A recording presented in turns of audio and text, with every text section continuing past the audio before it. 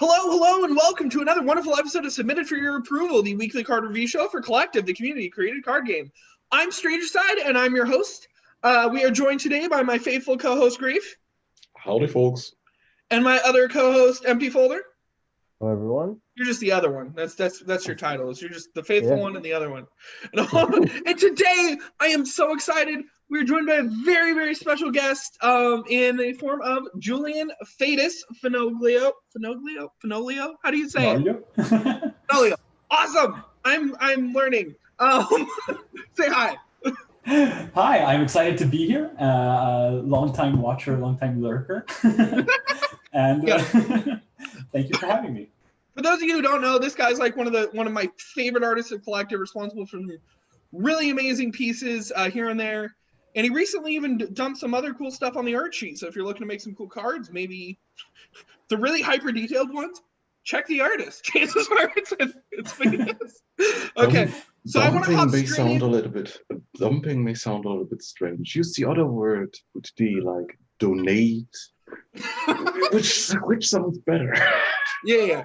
So anyways, let's hop straight into the accepted submissions, starting with Road Maniac. Finally got in. Is a 1-drop spirit 1/1 demon vehicle specter from Carthian. Never heard of that run before. No, can attack, fast, duelist, rebound, and summon, ready this. So this is, for spirit, a better version of the Yo-Yo of Death. I can't remember what it's called. But anyways, the duelist rebound thing. But basically, it's a ping spell with a body, and with some creativity, maybe an Unliving Belfry and Legacy, you can do some really cool creative things with it. For those of you who don't know, this card has been resubmitted in various iterations over the course of at least 6 months, and it was Zinker's big, cool contribution to my realm, and I'm so proud to see that Zinker finally got a version of this in. So, Grief, I'll let you talk about this first. What do you think of it? Is it only 6 months? I thought it was at least a year. It's been so long. that this card has been repeatedly resubmitted on the subreddit. By the way, yes, this is a weird Carthian brainchild mutation that is between the rebounding Yo-Yo and Shinbone Jouster. Yeah. Fun fact, the card actually should have had a can't block, which would have made it borderline stupendous in its power level. But that this oversight basically made it probably into the game. So we don't have to nerf it. Well, I do like the actual vibe it creates, and yeah, I actually like can attack on there right now because it's like he can attack, but he can only attack specific things, which plays into like the haunted aspect of it maybe a little bit. Empty, what do you think of this?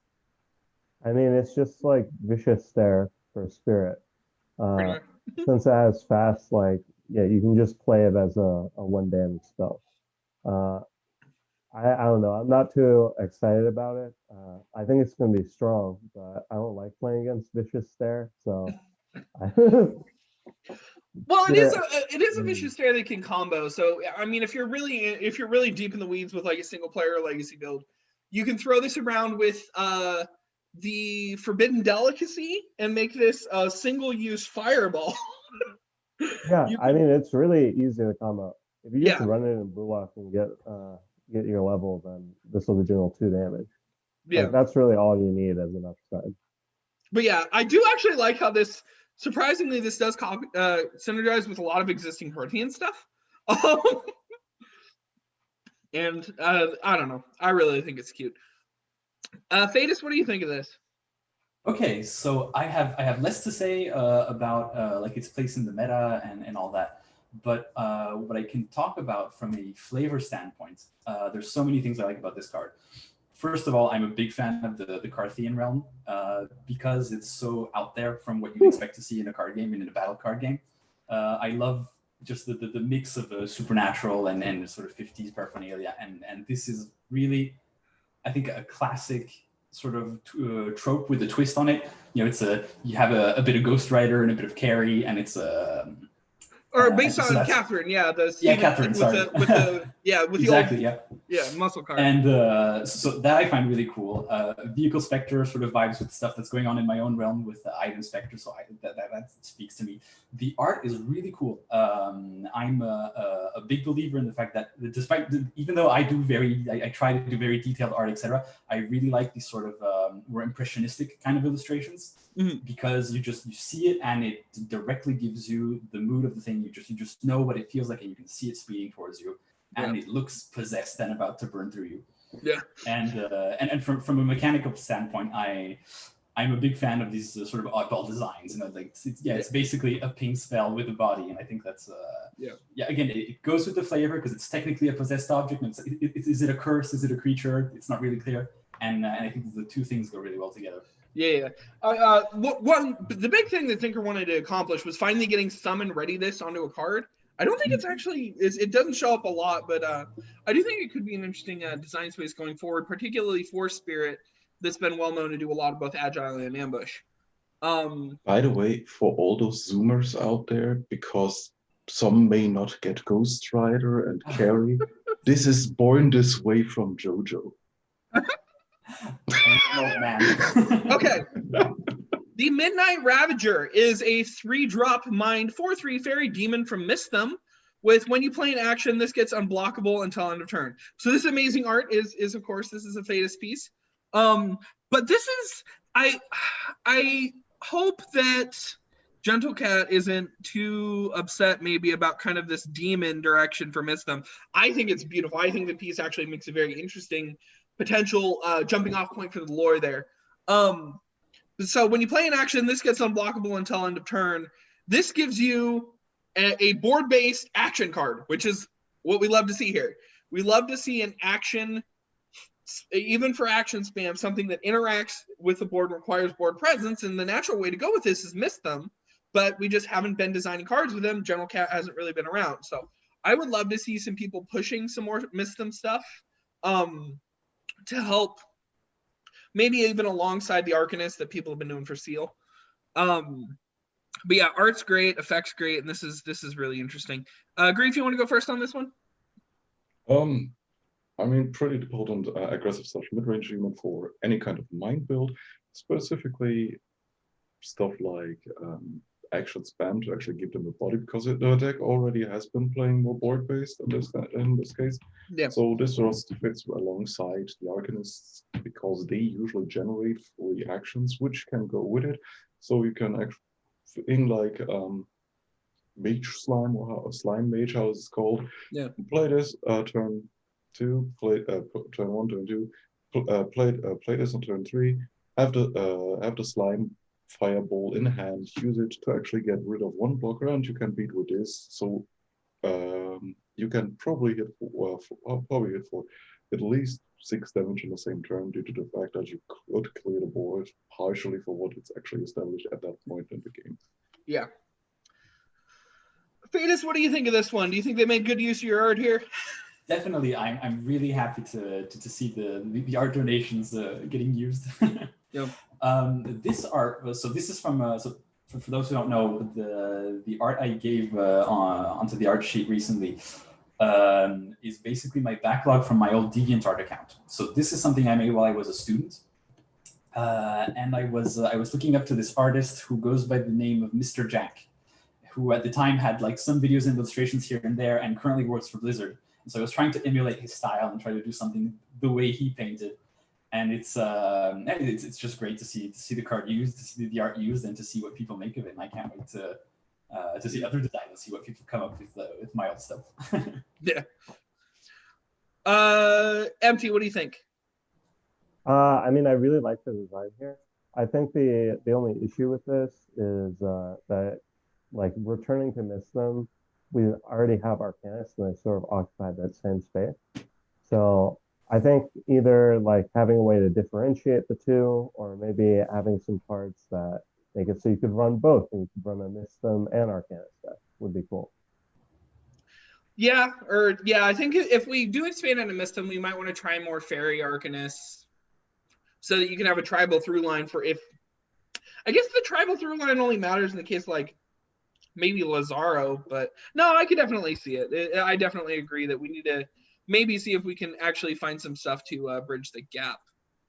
Yeah, maybe there could be another multi-realm card like Sam. Yeah, those are always really fun. Okay, the Spitespawn is a 2-drop strength 2/3 demon bear from nowhere in particular. With when your opponent plays an action, increase the cost of their oldest or rightmost card in hand by 2. So this was one of the designs that got in for the final week of our competition. The competition is now over. Prizes, I think, have been handed out. And the challenge was to create a literal hate bear. I almost feel like this could have gone into Carthian, and I might still push for a cosmetic, just because the idea of haunted toys is a big one I wanted to lean into. We've already got Sally, and this would be a good friend for Sally. And I'm still trying to get the Flamingo in. By the way, the Flamingo has only been doing better and better on the subreddit, so go upvote it. Is it just at 5 upvotes currently? It's at 5 now, but like every previous week, it's only gone up, and it's still not in the game. But yeah, so MT, I'll let you start with this one since it was your pick. Yeah, this card like really confuses me.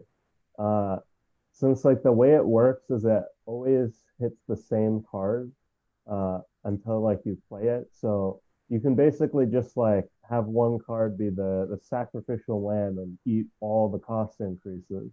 And then this is just like 2 mana, 2/3 your opponent discards a card.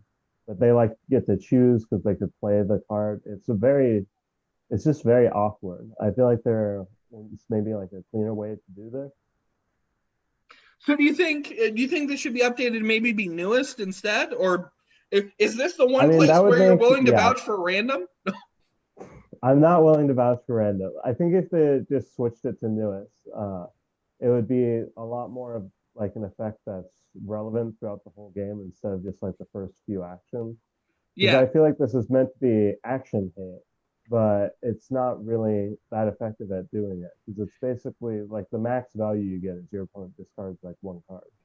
Yeah, it's basically just a discard card. I see what you mean. Yeah, I think this could probably stand an update. But I am glad to see that Azra's got this card in because it's pretty cool. Grief, what do you think of this? Basically don't really have anything to add to it because I completely agree with MT. It is currently more weird hand lock card that stuns one specific card in hand and that's it. Sure, you could maybe use it as a combo disruption, and if you're good at hand sculpting, you could shift cards around. But at that point, you still have to build up the cards, card tags again, from zero again. So it's a cute little hate bear card, but it fits at actually being one. Yeah. I see what you mean. I think this could stand to get an update. A little bit of a buff would be neat. Faedus, what do you think of this?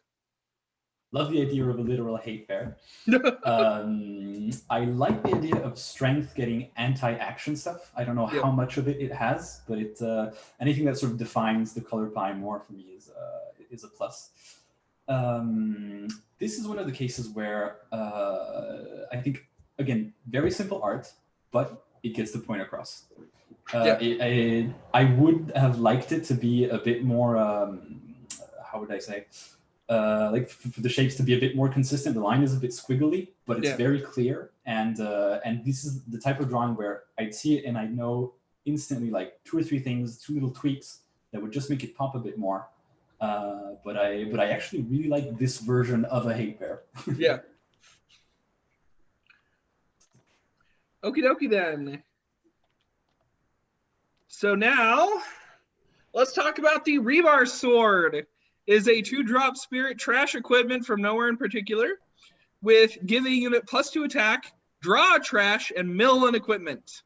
So anyways, this was a design of mine. Funny story. I actually, for those of you who don't know, my fiance is a middle school teacher, and I was attending one of the middle school dances as a chaperone. And there was a kid who was, I guess he was a known troublemaker or whatever. It was an outdoor dance. And he found a piece of rebar that he had, and he claimed that was his date. And so I actually just thought that was just such a weird, interesting thing that it just kind of like stuck in my head. And I was like, the creativity of the moment was like, I'm gonna make a card that's just a Rebar Sword.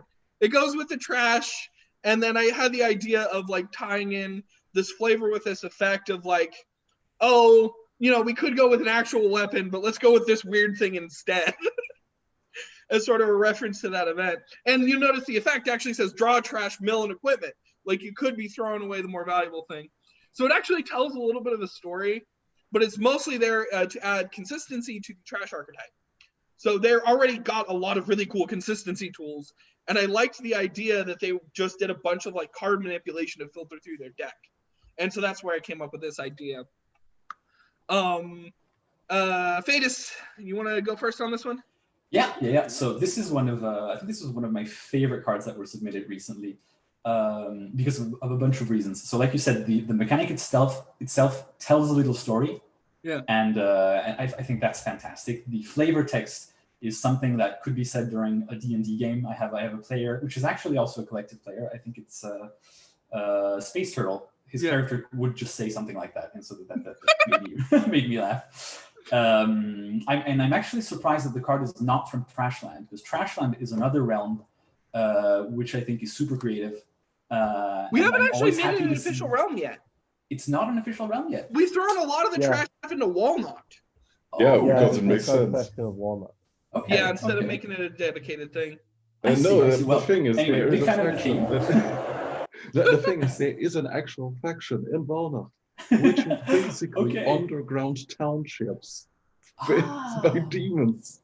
Okay, they actually built their own save out of trash. Got it. Okay. So, well, big fan of that faction. And also, so there are two more things which I like about this card. So one is, the way you play it. I'm a big fan of anything that sort of reuses any of the stuff that it's in the graveyard, the recycling things, and I still have more resources than you can imagine. Is just kind of a vibe I like. And then finally, of course, Spike Bird's art. This I think it's done in Blender. Yeah. I think that at some point there were rules against having anything that wasn't to like 2D paint stuff, but I'm glad they've been lifted or ignored. Well, it was just a convention we just didn't do for a while. Yeah. But I think like this is an awesome case for something that is actually a pretty simple 3D model, but with the right choice of colors, values, and sort of presentation, really stands out. And it's it's not very complex, but it's again something that's simple and works and is evocative. And then also, for the nostalgia, it reminds me of when Pokemon cards occasionally had 3D art in them. Yeah. And as a kid, I was like, oh my goodness, it's almost real. No, it speaks to my 90s kid heart. Yeah. So Grief, who is the king of the real Trashland, which is Walnut. What do you think of this? Why is this not from Walnut, by the way? Because it checks all the boxes. I just didn't know if you wanted it. We can cosmetic it. Because it checks all the boxes. That's why. I was kind of confused about that when I saw it. Oh, cool. Another. Wait a second. I think it's fine. Simple buff for the unit. But more importantly, it gives you a little bit more consistent, because in the worst case scenario, you will have 3 copies of it. It will draw another copy of it and mill one. If this helps you out in any shape or form, it could actually, because you can combo it with dodges. Or even better with Trashman, because they care about trash hitting the graveyard or slash equipment hitting the graveyard. So there's actually a use case for that. Overall, it's a clean, simple design with at least one dedicated home. Yeah. Yeah. I find it funny that we end up having, it's called the trash archetype, and it's like the most spiky thing I've seen in a while in terms of just like card manipulation and just trying to filter through your deck. The archetype's called trash. I think Yu-Gi-Oh! Has a scrap and a junk archetype. Oh. Is it also very like high-end competitive? Scrap, yeah. Junk, not so much. Yeah, it's the scrap versus the junk. You gotta make the difference. Empty, what do you think of this? Oh yeah, I love this design. It's such a nice card. Like the art and everything just ties so well together. I haven't seen trash in like forever. I'm not really sure what the archetype needs like to be viable again, but support is always good. So maybe this will encourage some people to try it out again. Yeah. Okay, so let's hop into the bulk of the show, which is always going to be the active submissions. Starting with Reap Reward is a 2-drop spirit action from nowhere in particular with give a unit can't block, and your unblocked units have +2 attack this turn. Why I love this. So obviously, Space has been working on building out these kobolds, which were originally designed by GoChris 10, or at least artistically, and then they were trying to flesh them out a little bit more. Give a unit can't block is one of their shticks, but it also has your unblocked units have +2 attack. So this is actually a great, I mean, it's only cost 2, but for aggro, this is a good finisher type card where you have a bunch of cheap units out and you want to go big or go home. Or you can also use this to, maybe with a couple deadlies or whatever, to make very, very sure that everything's going down this turn. Grief, what do you think about this? KM, Bullock both love this card a lot, considering that, yeah, this basically helps them out with their aggressive mid-range, aggro mid-range decks that want just to push more for higher numbers. In this case, you okay, get rid of the most annoying blocker and have a blanket board buff for one single turn, which, well, with either Bullock's buff means that's +3 buff for every unit that doesn't actually get blocked. And for KM, she can just blanket buff anything that she usually plays on between turn 1 and 3 before she changes into a form, which can either be an aggressive mind unit because we have a lot of them, or just help her out into a green form, spirit form, to actually play this for 2, maybe with an agile unit as well. Yeah. Empty, what do you think about this? Is this going to bring Bullock? Is this going to help Bullock out in standard if it gets in? Oh, what's it sitting at? This is a very scary card. Yeah, I agree. I like it. Like for 2 mana, disabling your opponent's best blocker and then buffing your whole board where it matters, which is face damage, is just really, really good. Like I can imagine situations where your opponent like thinks they're safe and they have this huge wall built up, and then you just like play 2 of these and then rush through for like an insane lethal. A lot of potential with this one, and I think if it gets in, like it's gonna immediately see a bunch of play in Bullock and Cam. Player nerfs. The nerfs will come after. Yeah, nerfs will come after the play. Okay. It will probably be nerfed to 3, maybe 4 mana. Yeah, I'm thinking that might happen. It's sitting at 10, so it might realistically get in. But yeah, I could also see this maybe getting forced over to 3 or whatever. And that's whatever. I'm a single player I don't kind of guy. I don't really care. But anyways, Faedus, what do you think of this? Well, as a card, it is at 2 mana. It's super attractive. Like I really want to play this. And for the art, again, another example of something that's very simple, very evocative. What I like about it, it has 4 colors and it tells just the whole story. You have the kobold, which is front and center. It's all you see. Just enough of the gold or the shinies to tell you that's there, and it's very expressive. Yeah. So again, an example of, and I think this looks like it was done with the art editor, with the in-game art editor. Yeah, I think it's an older GoChris piece. So yeah. Yeah, looks like, and so what you have this very simple lighting from under. It gives it sort of a more menacing kind of feeling, and another great, very simple piece. So I encourage people to just add 1 level of lighting or of shadow, and it just gives you that much more information about, this kobold is round, the mask has a sort of thickness, and it really makes it stand out more. Well, yeah, and this one in the backlighting, the background, just a little bit of that radiating out, really just makes it pop. Yeah, guys, so this is fun. We're now going to, since we got Faedus here, we're going to critique you on your entire card. Single player viability, legacy viability, standard viability, and art. Full package. No. Okay.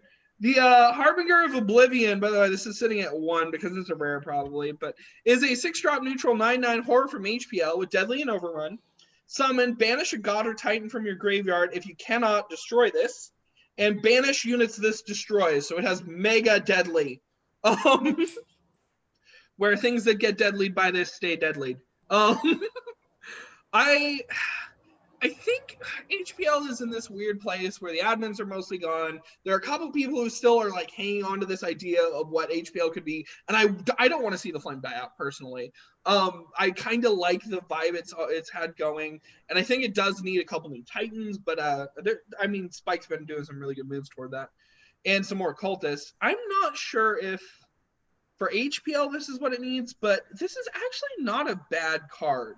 I mean, I know it's a rare, and I understand that's probably why a lot of people downvoted it, but it's interesting, flavorful, and of course, this drawback is usually very manageable with the Grave Source kit that we already have. And so I'm not actually quite sure what the issue is, but I'm sure people are about to tell me. So, Empty, I'll let you go first. I don't really see the issue either. I actually really like it. Yeah. It's like really interesting and flavorful. I love the art. And like it encourages like this really weird deck building where like you're dumping gods and titans. Could be a really nice fit into specters and stuff. I think the only issue it might have is that at 6 mana, it's difficult to play cards that don't have like immediate board impact. And I think like in terms of like how difficult this is to set up, it may need a bigger bonus, like maybe a ward or something. Yeah. So your opponent can't just remove it after you put all the effort in to actually discard the god because you have to like run them and then get this out. Yeah, so for those of you who want to think about how realistically you could do this, by the way, with one little bit of ramp off Perlma or whatever, narrator comes down on 4, and then here's my interesting thing. If you want to run no Grave Source, no discard cards, Formless Fruit will actually let you, because it gains the tribes of the card it targets. You can play the narrator down, Formless Fruit the narrator. You now have a god in your graveyard in the form of the Formless Fruit. And then you can pitch that to gain the effect. Does that even work? Is Formless Fruit permanent? Yeah, it has to, but for the way it works, because it goes to the graveyard, it permanently gains the tribes of whatever it targets. So yeah, you can actually use Formless Fruit as your god. Ridiculous setup possible. So for those of you who like Jake, nothing less. Faedus, what do you think of this? Can you zoom in a bit on the card actually? Yeah. Okay, so this is super interesting for a couple of reasons. So whether it was intentional or not, the technique they're using is chiaroscuro or chiaroscuro, which is something that was used a lot in the Renaissance, basically playing on very harsh contrasts of light and dark to make something more dramatic. This works really well with the subject matter. It's sort of a cosmic horror, Lovecraftian thing, perfect for HPL, and it makes it mysterious and foreboding because you don't necessarily understand what it is. You only see parts of it, and it's perfect horror lore. A great thing about this kind of subject and this kind of technique and of execution is that if you're not feeling very confident with your ability to draw a very complicated monster, or even humans, even regular stuff, putting them in a very dark sort of setting will it's kind of a way to cheat. Now you can hide a lot of stuff in the darkness, and only the things that come out you'll only have to concentrate on that. Now this is a double-edged sword because that means that the viewer will focus on the things in the light.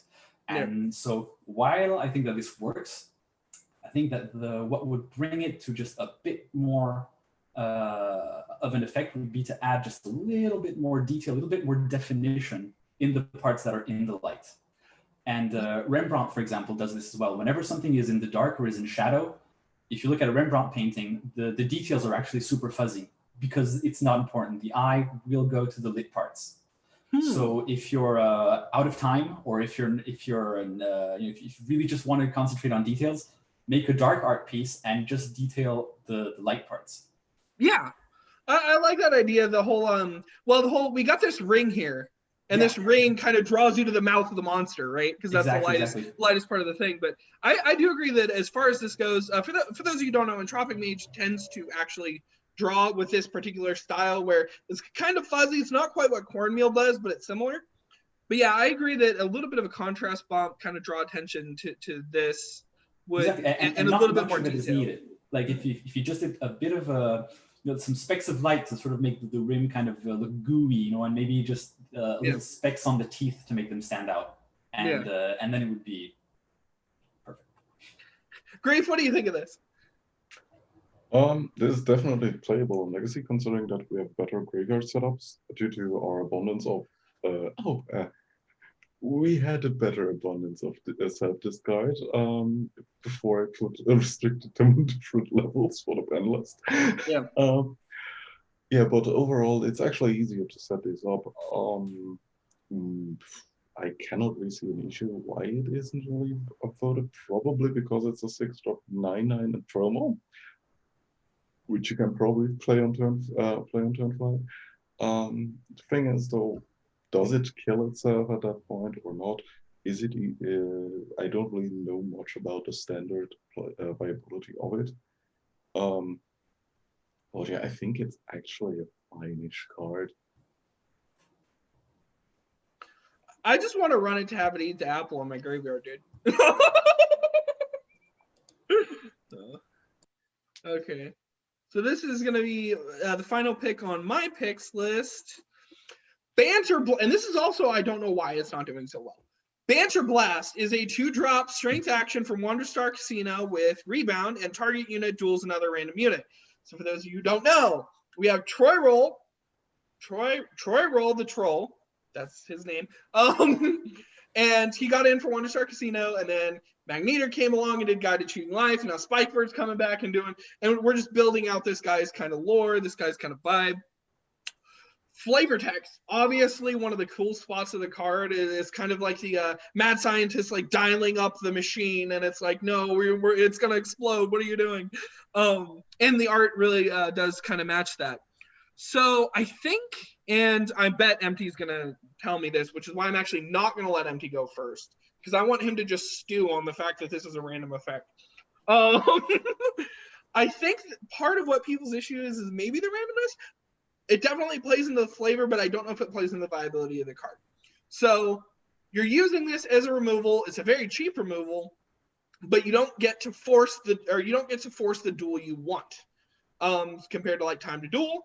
But in exchange, because this is costed like Time to Duel, you get a rebound, and I think that is about compensating for it. Obviously, in big like aggro decks, this is actually a 2-for-1, because odds are they're going to target their own unit, which is what a proper trolling card should do. And so I like to style, I can see where maybe people are having some issues, but I kind of just wanted to hear some thoughts about this. But first, let's go over to Faedus and hear some thoughts on the art. Wow. Well, so when I saw this on the Reddit, I was immediately struck by it. And so I'm glad it was chosen by, by someone else to be put on the show. Very striking art. It's perfect for the flavor. You really have the sort of the glow in the eyes, and I think there's a slight blur, it looks like. Yeah, there's really a blur going away from the center. So like here you see the teeth in like sharp focus, and then but it's very slight. Right. Well, it's great because it keeps the image crisp, but it does sell you on that movement, and you can just imagine, like, if this was a camera shot, it would be like zooming into this guy. Yeah. Like, oh, what's happening? Very nice contrast, both in terms of value and in terms of color. Another nice go-to sort of color scheme is purple and orange. Will make things pop. It's just one of those automatic things if you want to make a nice contrasting image. And I really like what's happening with the lighting, because this is I'd call this the lighting would be burnt basically, because it's overexposed. That's the thing. So there's so much light that basically it blots out detail. And you are almost blinded by this thing because it's just so bright, you know. And what I also like is that it colors the shadows near the eyes, so it, without necessarily having to paint a halo of light, just by coloring the shadows, you give the impression that there's this purplish light coming out of the eyes. Yeah. So really cool, fun looking. I don't know if the fact that it's slightly off center triggers me, or if it's perfect for a troll card. And so really fun. Glad that this. I'm really happy to see also characters being represented more than once in more than one card. It really lends to just sort of the world building that you can do in a card game. And finally, this is another interesting thing with actions. Actions are really great cards because you don't see the art for a long time. You see it when it's in your hand and it's small, and then when you play it, you get like just a vision of it, and then it disappears. So the thing that works really well, and Legends of Runeterra does this. If you look at their spells or actions, they have just one object in the image, which is the main focus, and almost nothing else. It's generally an abstract background. There's very little detail in the background. And I think that for the way in which actions are presented in Collective, this is a very nice way to handle action art. That is, yeah. Props to Spikebeard also for doing 2D, 3D, different styles. Yeah. Empty, what do you think of this? Hey, so the randomness is an issue. I don't even think it's like the biggest issue here, though. So one of the problems is that this is like a removal card that encourages you to not play any unit, which is generally something we like to avoid because it leads to like really like stale decks that are very boring to play against. The other problem is that this is extremely polarizing depending on what deck your opponent is playing. Yeah. For example, against Dunewalkers, which all have one attack, this will do almost nothing. And then against Daylings, this is usually going to be a 4-for-1 because it has rebound and you're getting 2 units on both of the hits, assuming you hit something like Deathlink. Yeah. So yeah, I think those problems kind of I don't know. I just don't like the card because of that. Yeah, I see what you're saying, definitely. This, of course, the matchup dependency and the combination of that and this encourages you to run the most control-y, uninteractive. I'm not even going to play. I'm not going to play cards today. I'm just going to throw things out of my hand and watch you kill yourself. Definitely leads to a certain style of play that I think certain players like, but I can definitely see what you mean now that I'm thinking about your argument there. Grief, what do you think of this? Similar issue, even more forced on Legacy, considering that we have a pretty good spectrum of cheap removal, which is usually used to, well, get rid of any kind of bolt-based control deck, because our actions are faster than our actual units in terms of how fast they can interact, because units usually are 2 turns slow. They come in exhausted, and then they can interact. Now, think of a card that basically says, okay, I have an exhausted unit, I play it. Next turn, I play another exhausted unit, which then is used to kill my first one. Because the second unit may or may not actually be bigger.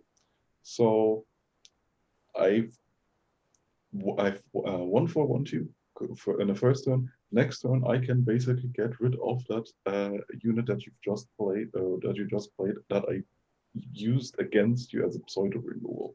And if you're not willing to play a card into the board, I at least can. Yeah. I think as far as fixes go, I don't even know what this needs to look like. Because it just kind of moves the problem around depending on where it's sitting at. I definitely do think this. Okay, I do have one idea for a potential fix. So make it so that the player who, like, you pick a unit, and then the controller chooses an enemy unit for it to duel. So it fixes the problem of being like, yeah. So it works. I mean, it's that gives you kind of a to duel then. Yeah. But time to duel backwards. Yeah, you get a rebound you can still do the instead. thing where you pick your opponent's unit, but it fixes the issue where if you have a board, you don't want to play this, because your opponent always can only choose one of their own units. Yeah, time to duel backwards would be really interesting, and I think it fits in with Troy Roll's aesthetics and his whole how he does a lot of things that are like affect both sides or something like that. Yeah, that might be a good direction for it. Like exactly what Specboard was going for. Maybe it like conflicts with the direction he wants to take it, but it is one idea. Like it's not an unsalvageable card. There's like interesting ideas here. So there's the thought. Let's hop along to the reset button. It is a 9-drop spirit exclusive action from DeBello, with each player shuffles their cards in play and in graveyard into their deck and draws 4 cards. Banish. The extra word is this, by the way. So the card will get rid of itself. What is this? So this is like a Time Twister is not the right word. There are effects in Magic that did this, where it's basically like, let's just start afresh. Why this is partially an issue is a lot of those cards that start afresh in like Magic also get rid of lands. And this is just going to make it so the next bit of the game is going to be this really potentially very annoying slugfest for Control, where I feel like if Control can get this out on 9, Control is going to be able to win. And it's going to take several turns longer because the whole thing got reset. I think it's annoying for that reason. Even as a single player, I don't think this is fun. But I could definitely see the argument for certain people who like the more stally games, like trying to find a way to make this work.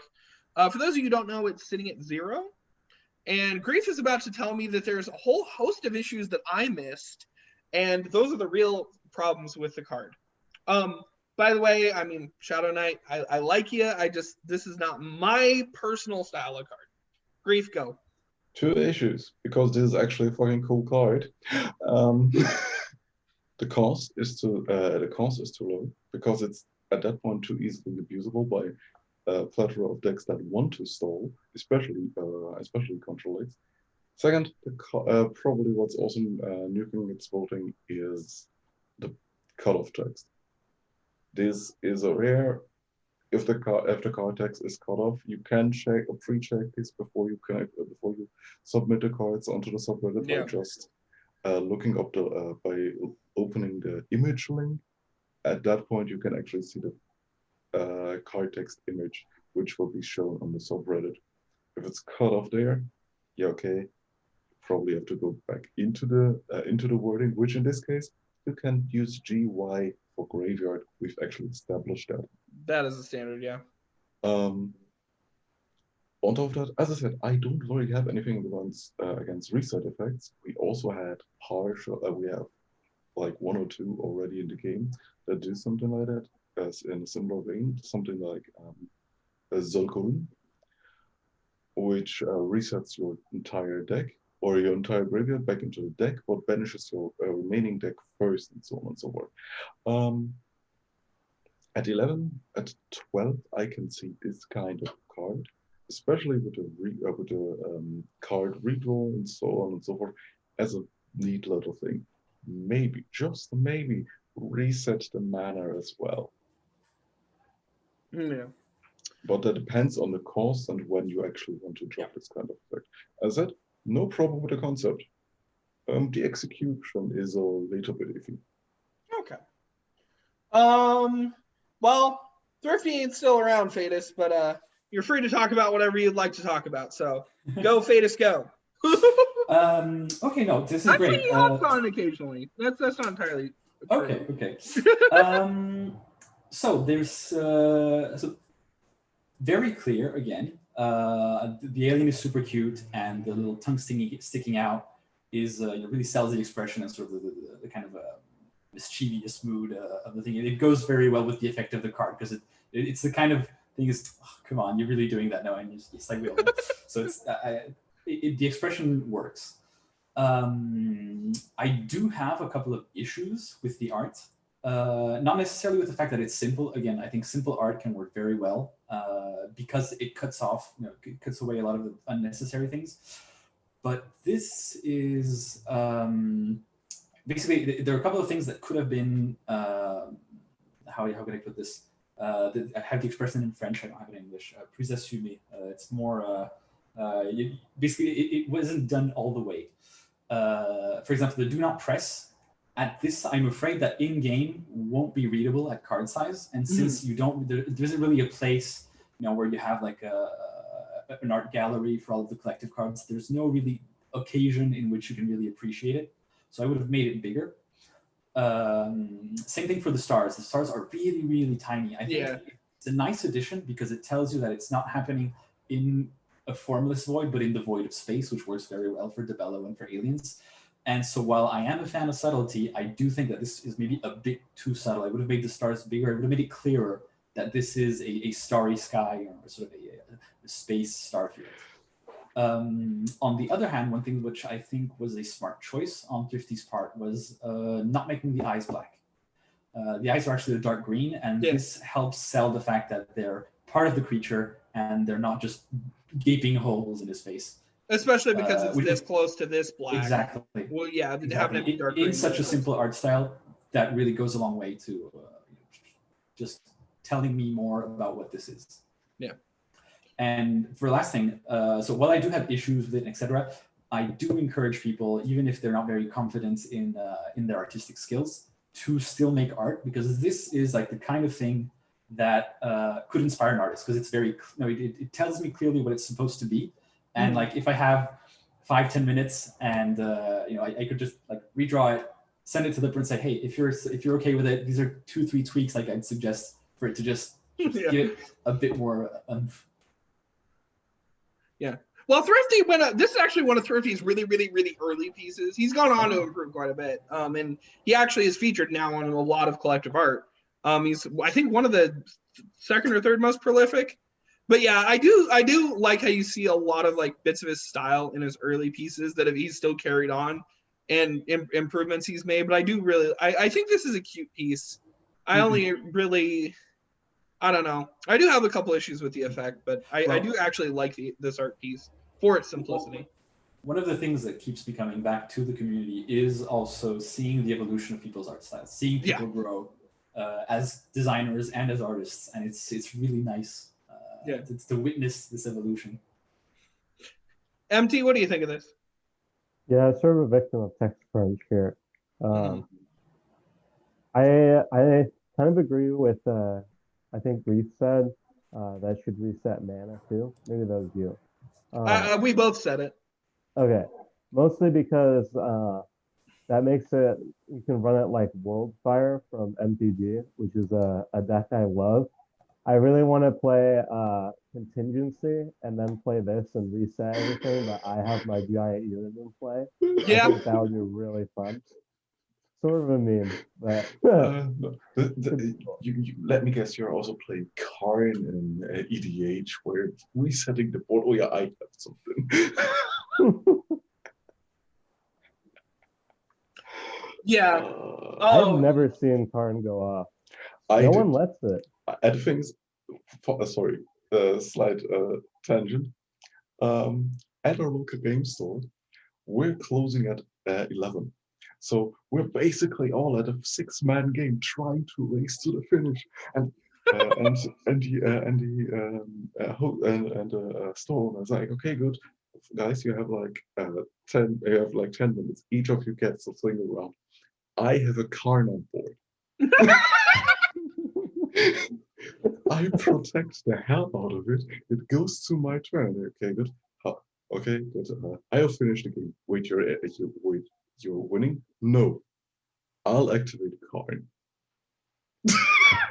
Resetted the entire game. Ended on my Kiki Chiki. Into what cards did I get out? My Kiki Chiki, my Perforos, and my Conscript. You devil.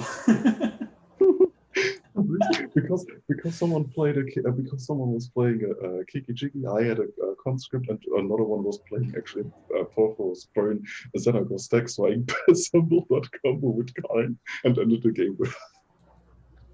Okay. Oh. So we got to kind of get moving on. We're a little crunched for time. RHAG Warlord is a 4-drop strength 3/4 dragon, Lisbo demon warrior. Yay, warrior tribe. Agile overrun when this deals damage, play the RHAG banner, which is if you only have strength cards in hand, reduce the cost of units there by 1 until end of next turn. So, really awesome art by Pułapka, and I'm sure Faedus is going to have fun talking about this. I'm personally not a big fan of this kind of forcing mono, particularly to hate on neutrals. For those of you who don't know, most cards I made are incidentally neutral. I think this is just like something broke in my brain.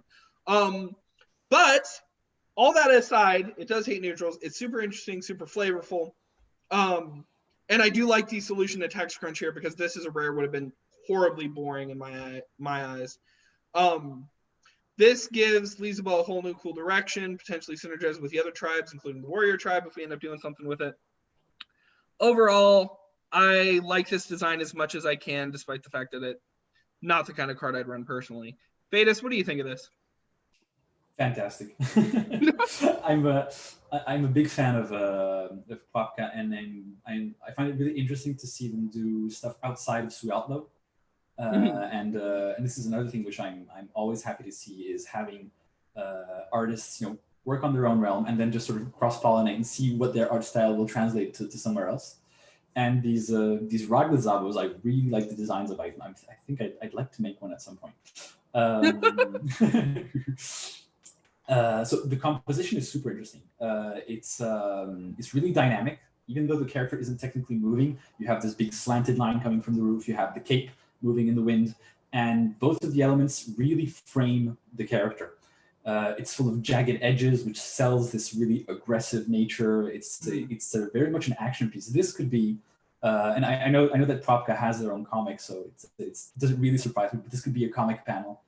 This could be a shot from a movie. It gives you like Spider-Man and Batman vibes. Definitely. Yeah. Yes, it's very superheroic or super villainous rather. And another very smart move, in my opinion, is what they did with the background. So I assume they did this all in pen, scanned it, and then painted it in on PC. And what they did is that they colored the lines in the background. So what this does is that it makes elements recede, it makes them blend in with it. But you can still have that sort of grain and the sort of level of detail you want to have in the background without it taking too much attention away from the main character.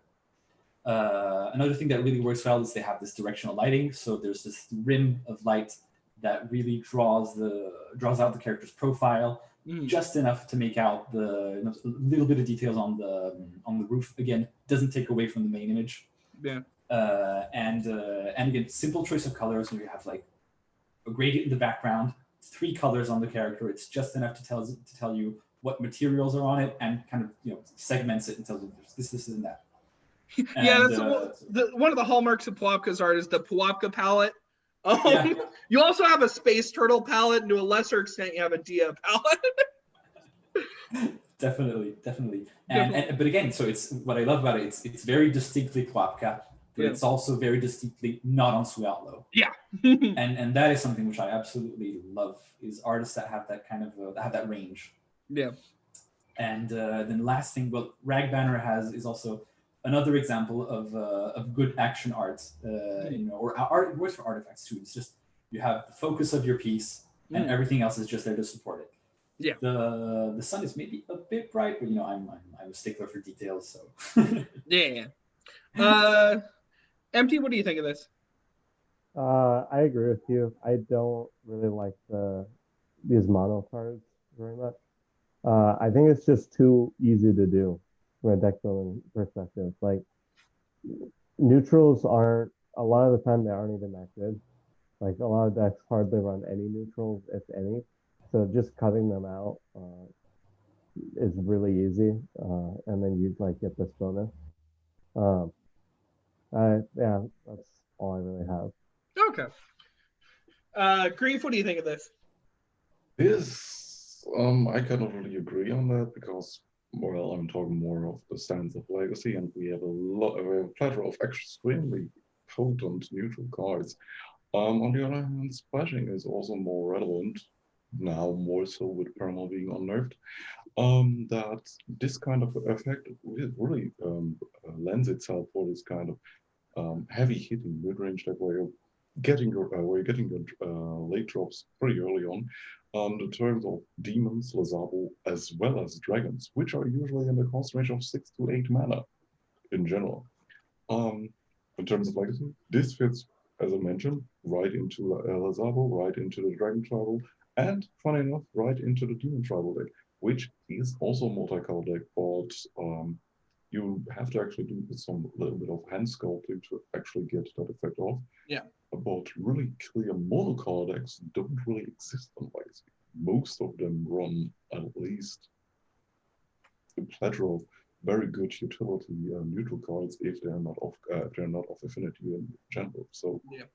Overall, I like the effect, and it's probably the most balanced version of it.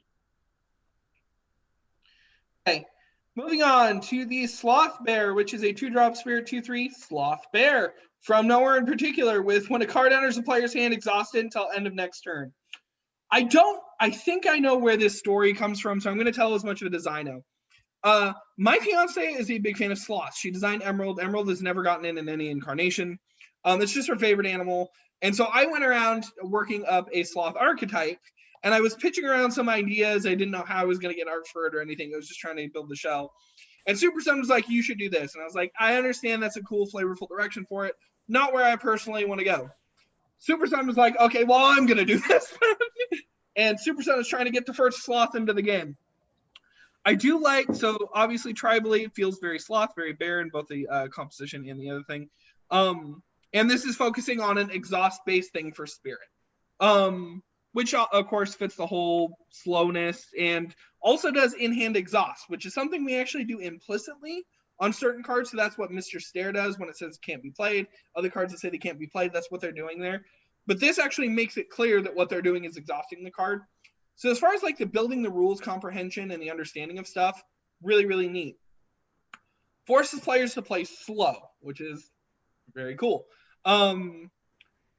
I don't really have any particular problems for it. I just wish, personally, for stuff I want to do, I don't know if Spirit is the right place for this, but that's more in just single-player jank. I'm sure Super Sun, being the person they are, has considered the meta and figured out where this needs to go. Grief, what do you think of this? Clean little hate bear absolutely dumps on any kind of combo deck which mass draws into stuff. Goes hand in hand with stuff like a Finding Magician or against Finding Magician, where they could actually try to interact with cards that you want to draw off them. So every time you draw a card. So Sloth Bear basically says, okay, we're now playing a fair game. Even if you're adding card advantage, I don't care. You cannot use the cards anyway. Probably one of the most necessary tools in our even in Legacy, which card advantage is kind of going ham, and the best example of it is a famously banned card called a honeypot, which basically makes any card any deck too good because I'm drawing my entire deck now. Well done. Okay. See, what I would do with this is I would Mischief Maker over a Taichi, and then they can't play cards anymore because each turn they exhaust their whole hand. But that's probably just me and my shenanigans minded brain. And that's actually a better case to make it mine. Make it mine. So I guess the Taichi saw as Mischief Maker. We need more effects like that in the game. Empty, what do you think? That combo you brought up, that's actually a fun use for it. I mean, the part about like when a card enters is very important because it means like rebound cards, anything that generates extra cards. And then if you have a way to like, I don't know, bounce your opponent's hand somehow, you can exhaust it for the turn. Definitely a card to like watch out for if you get more like wheel effects, maybe. It's only sitting at 4, so it's not doing too hot, but I could definitely see it possibly getting in. It's so nice. No. I really like it. Faedus, what do you think of this? Okay, so hybrid animals have a special place in my heart because it's the first things I learned to draw as a kid, and so big fan of hybrid animals in general. And Sloth Bear is really cute. I like the mix it works. You can tell it's neither really one animal nor the other, but it's really a combination of both. I would have liked the anatomy to be a bit closer to what it would be in real life. Now, sloths are weird animals. They have very strange hands, but it does look like it has an extra elbow. So it feels kind of weird. But the expression is super cute. The hair is painstakingly rendered, so props for having the patience. I don't have the patience to draw hair as detailed as that. This is one of the cases where I do think that the part in which they decided to put more detail is strange to me, because it's the darks are less detailed, the lights are less detailed, but this middle part is very sort of noisy. And while it does, show me that it's a very fuzzy creature, it's kind of strange. I would have maybe liked for more detail to be towards the light area, even if you want to keep the burned lights. And it sort of flattens the image. Mm-hmm. But otherwise, it's very cute. The expression works, and sort of the slantedness. And another thing, I generally like. I don't know if this is a real rule or if it's just something I do. I like to see the larger part of the image be towards where the creature is looking, or where the character is looking at. So basically, if I had to frame myself as a card in this frame here, I'd be looking this way, so there's more space towards where I'm looking at. But here it actually works to have him sort of, because what this is that it sort of crams him into a corner of the card, and it works for something that doesn't move much. Yeah. So it's a good example of there are sort of rules and general ways to do things, but breaking them actually sells the mood. So nothing is written in stone. I definitely agree with that. That's definitely something interesting to think about. So I do believe that is the end of Grief's picks and the start of Empty's picks. Starting with the Demolition Wurms, which is a 2-drop neutral 4/2 worm Hydra robot from Faedus with entrance. Deal 2 damage to another random ally, and rage create a copy of this if it survives.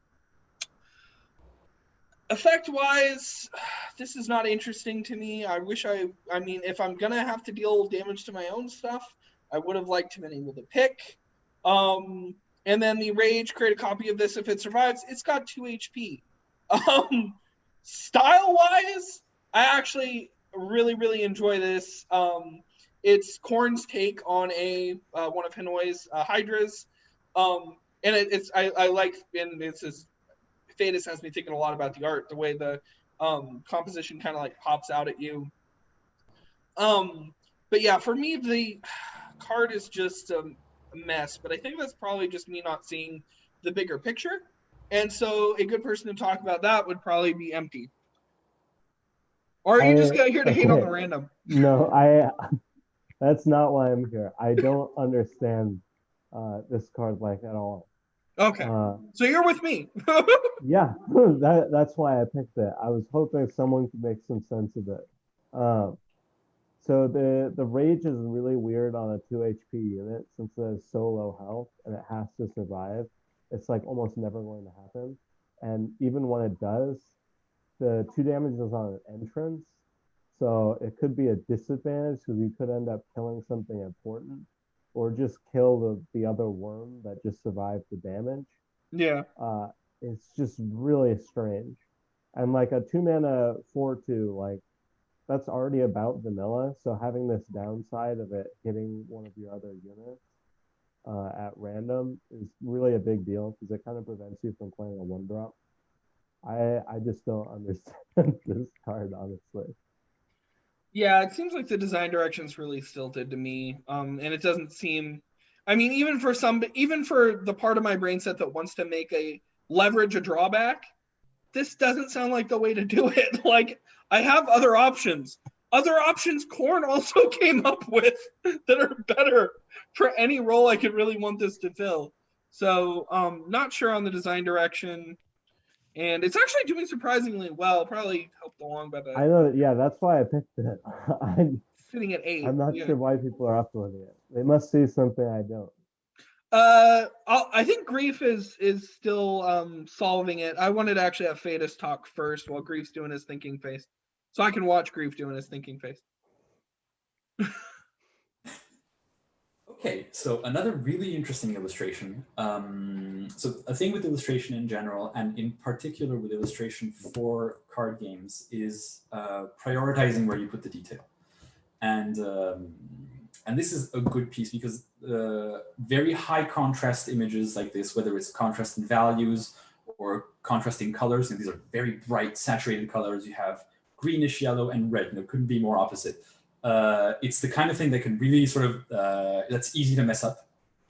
But what Cornmeal did here works, I think, because of the blur in the background. It sort of softens the blow somehow, and it makes for a really dynamic image. It's like in your face, and the sort of whole palette scheme. It sells me this idea of a punk metal post-apocalyptic kind of scene, which works well, I think, for a worm hydra robot from Paradise. And it's just all over the place, but in a fun way. I think it could use a bit more definition into the way the light hits the heads, because as they are right now, I can't tell if they're supposed to be spheres, if they're supposed to be oblong objects, or they almost look like buttons as it is. They look sort of flattened. So for that, I'd say try some photo studies or some real life studies, which are really useful on sort of shiny round objects. And I guess that green blot on the central face looks like a goblin face, which would make sense lore wise from Paris. So I'm wondering, is what Cornmeal tried to do show a goblin being reflected in this Hydra's metallic face and sort of just screaming in front. If that is, that's super ambitious and super cool. Again, just a bit more detail on that, but it's hard to pull off. So already as is, it's a very fun illustration to look at. Though here's the thing, if I didn't have the description, in the card text, I'm not sure I would have figured out what it was. On the first impression I had was that this was some kind of cluster of grenades. I thought this was an action. So something with maybe a paw sticking out or just more detail on the faces to make it look more animalistic would have told me much more clearly that this is a creature. The problem is, I think, he's trying to do Hanoi's Hydras, which are canonically just clusters of heads. Okay. So they're just weird subjects. He's done other ones where this has kind of been an issue. And it's a really weird direction, but it's kind of interesting, and I like the style of them. But I definitely see what you mean about how it does kind of muddy the image here. Grief, what do you think of this? I have no idea how to use this card. Nobody knows how to use the card. Good art, though. Okay. We really got to get moving along on these. Yeah, we've been kicking for an hour. Yeah. Cave Diver is a 3-drop spirit, 6/6 kobold. Can't block. When this is blocked, it says 0 attack until end of turn. More cute kobolds from Space Turtle, and this has an interesting high contrast version of the Space Turtle palette. And so I really, really like all the work he put into the details. It paid off a thousandfold. Stylistically, I really like how this is just sitting there and being a way overcurved unit and just constantly threatening. And it's just like, oh, I could block this till Kingdom Come, but if I don't, I'm going to hurt. And I really, really love the gameplay pattern in this crease, and I think this is a great addition to the kobolds. Faedus, you want to talk on this? Yeah. So this is another very good example of a couple of simple gradients and simple lighting really adding a lot of value to the image. These kobolds are super cute, so I always like seeing them. And I also like seeing them because even though it's not an exact copy of the other kobolds, face-wise, you can still tell it's the same. It's part of the same family somehow, and that's very nice. To give consistency to whether it's to a tribe or to a realm, just showing this sort of similar things like that.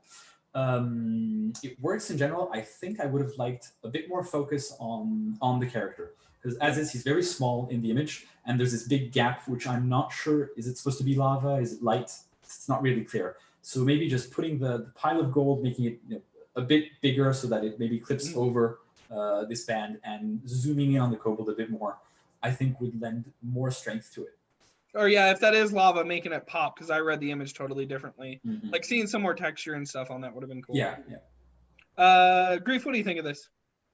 This is actually a pretty cute card because it actually has a hidden text on it saying, okay,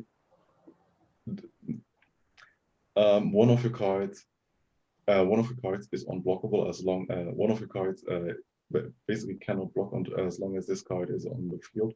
So it basically buffs any other card that is played afterwards or before it to make them unblockable. Yeah, this is basically the defensive unit for it, where it prevents you from dealing with the other units. Exactly. It has a Piper issue technically, where you drop this card, which basically has only the sole purpose of this card must be blocked.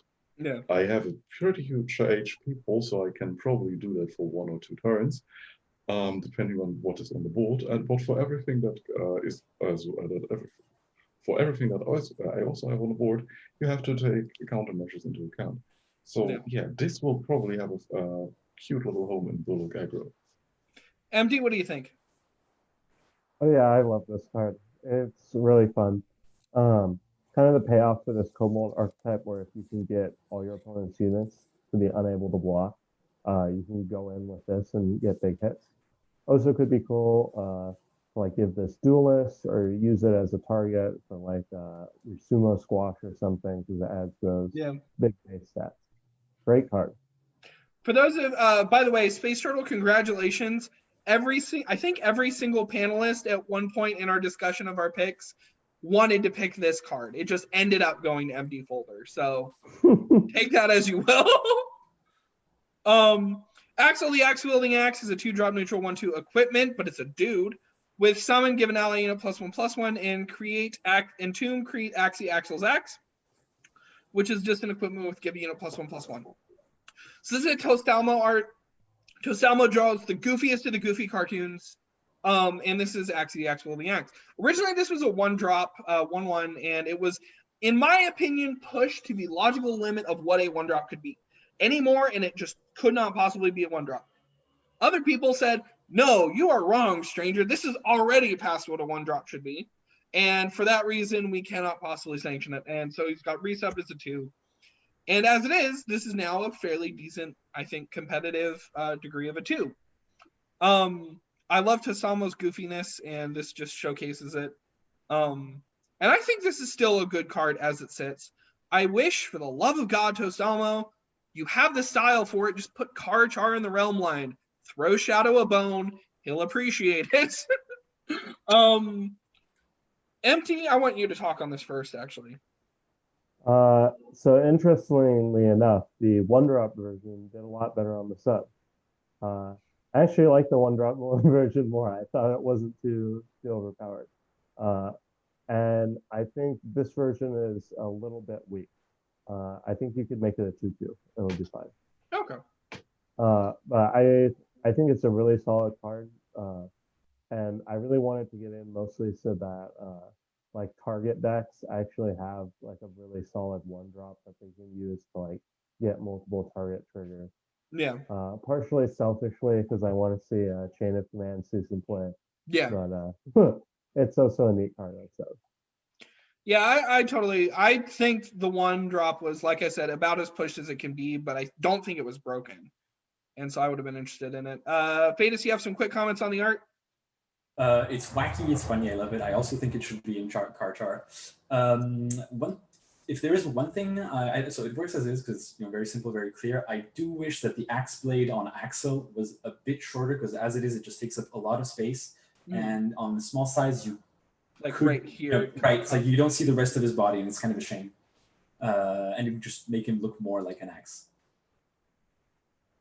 Yeah, I think angle-wise, having him be straight up was bad. They could have angled him maybe a bit further back and had him, or even had him, lunging forward a little bit. Could have been right.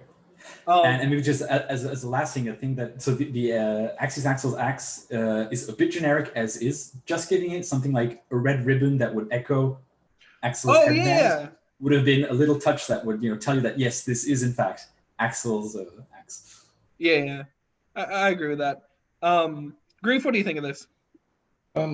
Also didn't really get the drama because before it was a 1-drop that you couldn't play on turn 1 because usually you cannot actually target itself with its summon ability. Sure, it had an upside with its equipment effect, but that's still on an entomb. Total on an entomb, which is still totally fine. Yeah, I've upvoted the 1/1 for 1. This is not really on my radar of cards that I would play.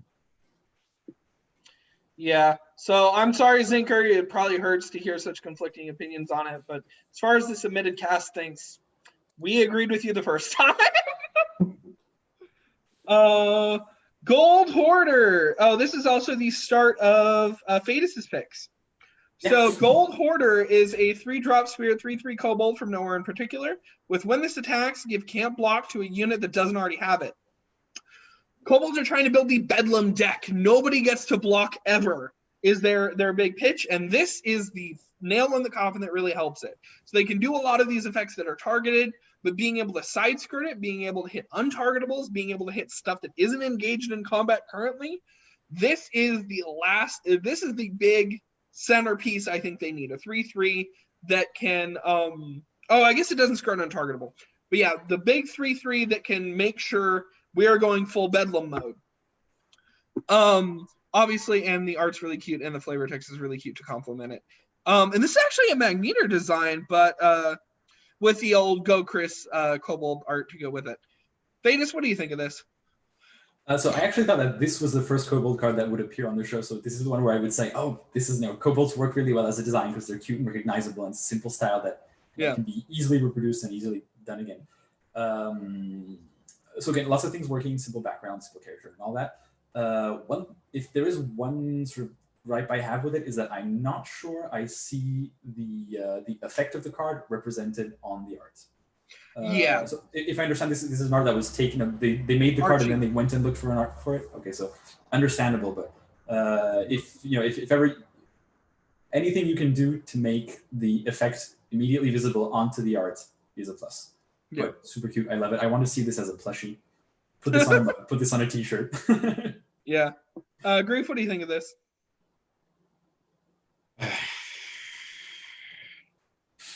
Okay. This can hit your own units. Oh, yeah. Well, but a lot of them have can't block anyway. First of all, Hoarder himself doesn't have can't block. So yeah, he should have had can't block. Already issued that it can hit itself.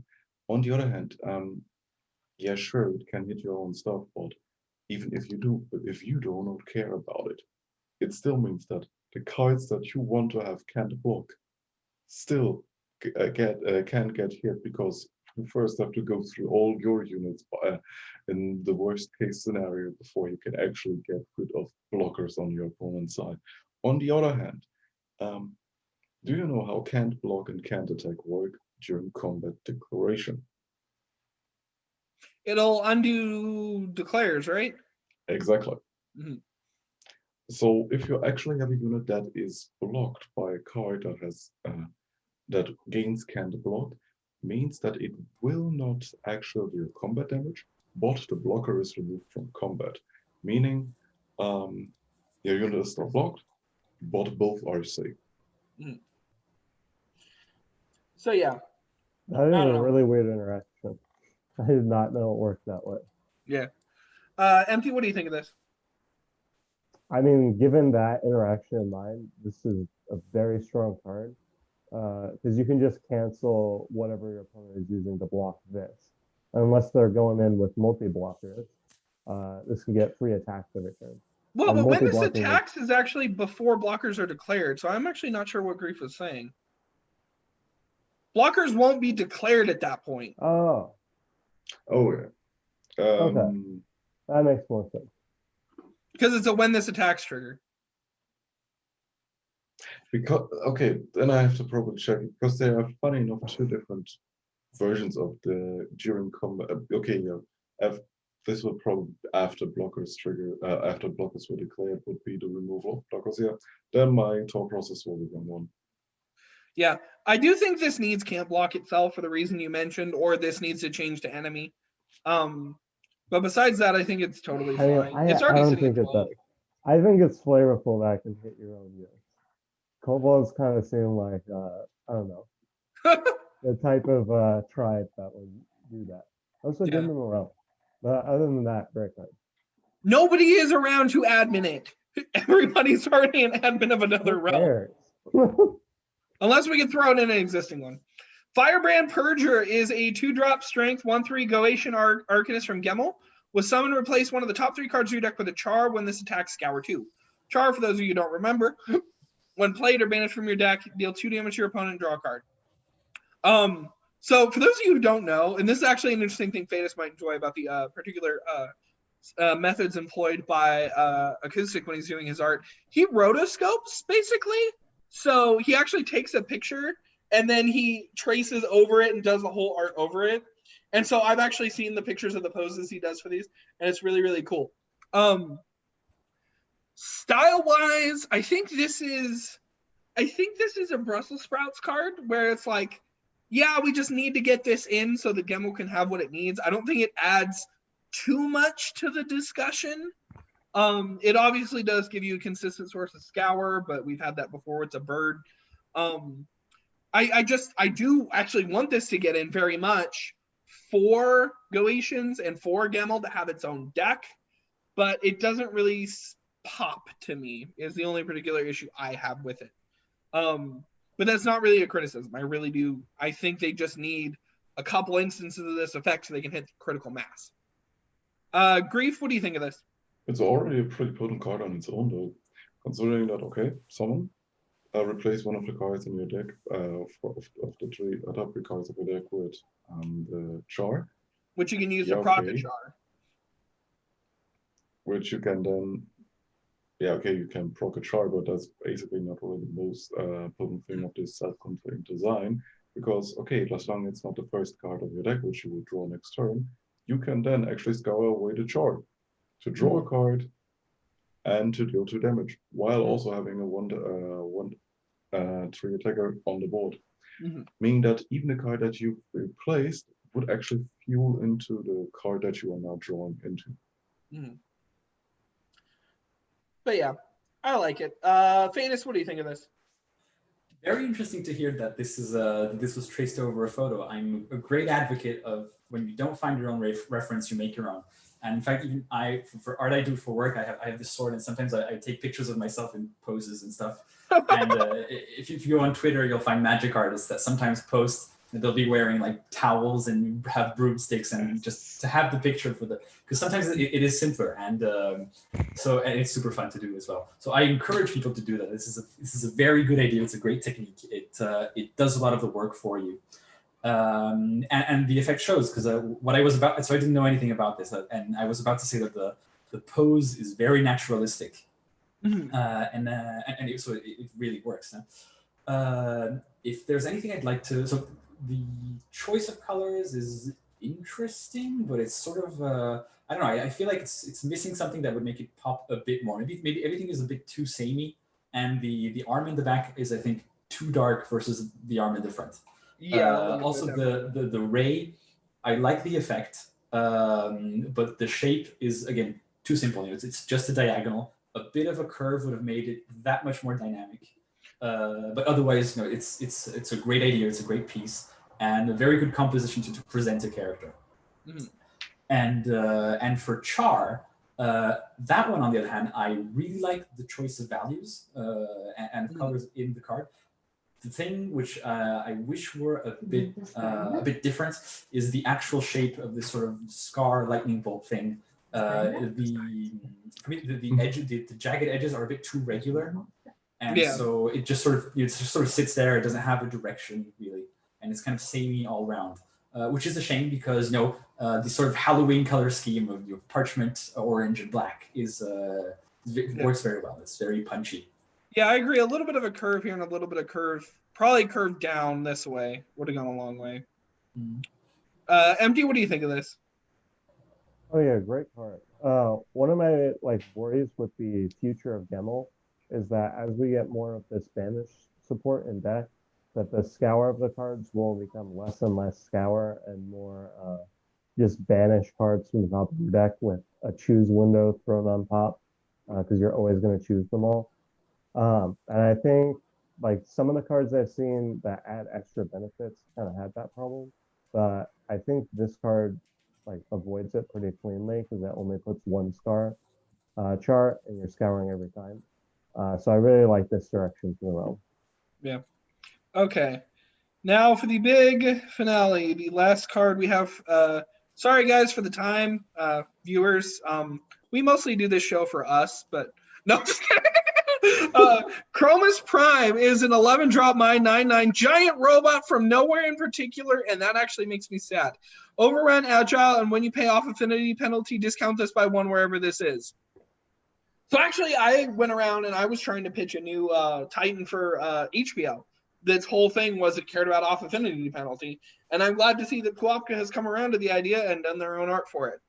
This is actually really interesting style-wise, so I feel like this needs... I want this to have a home in a realm for the part of me that cares about realms. And I know people might disagree with me for this. I actually think it should probably be Carachar. They wanted to do stuff with the superhero type stuff, and this could be a great possible direction for them. It's interesting to see Puapka try, and this is different from what I would call the typical Puapka palette.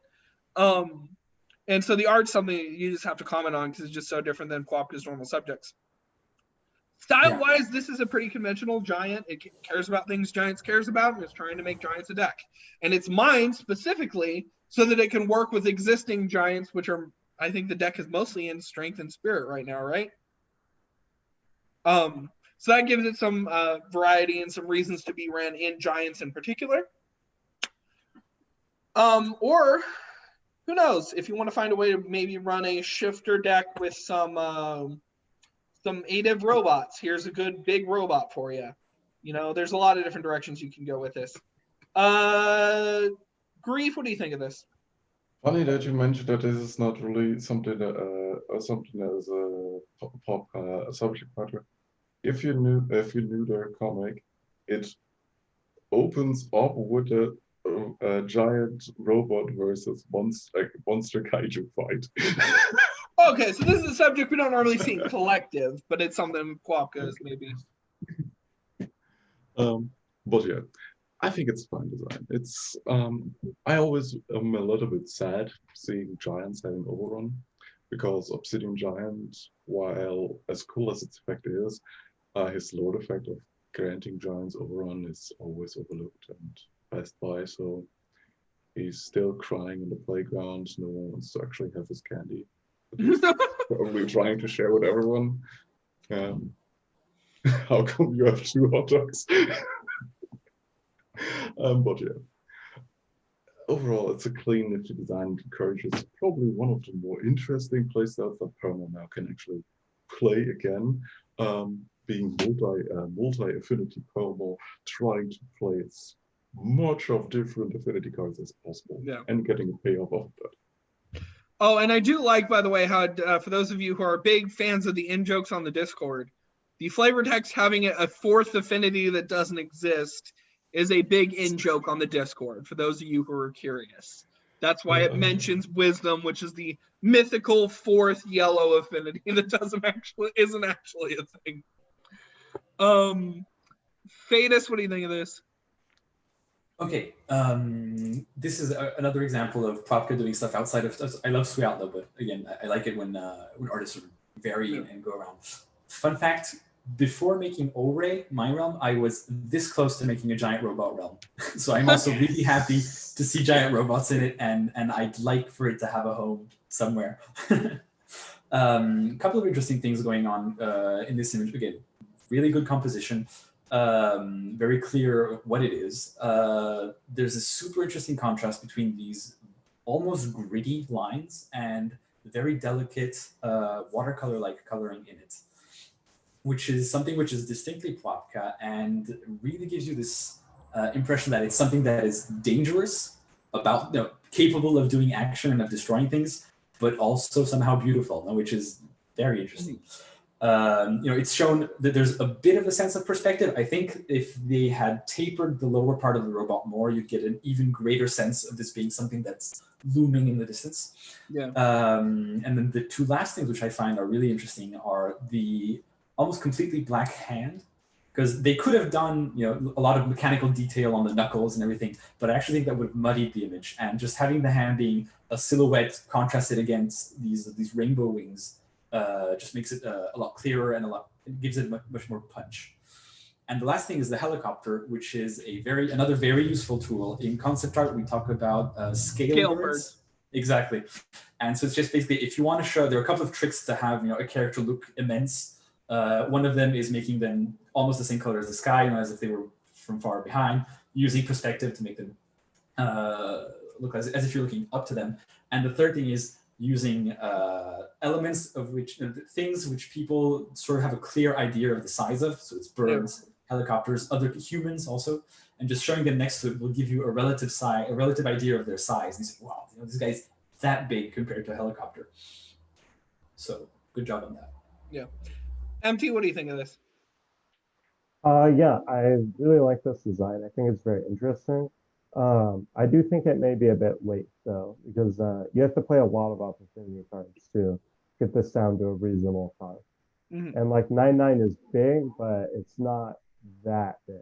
Yeah. Like if your opponent has a board advantage, it's still going to be hard to get this through for meaningful damage.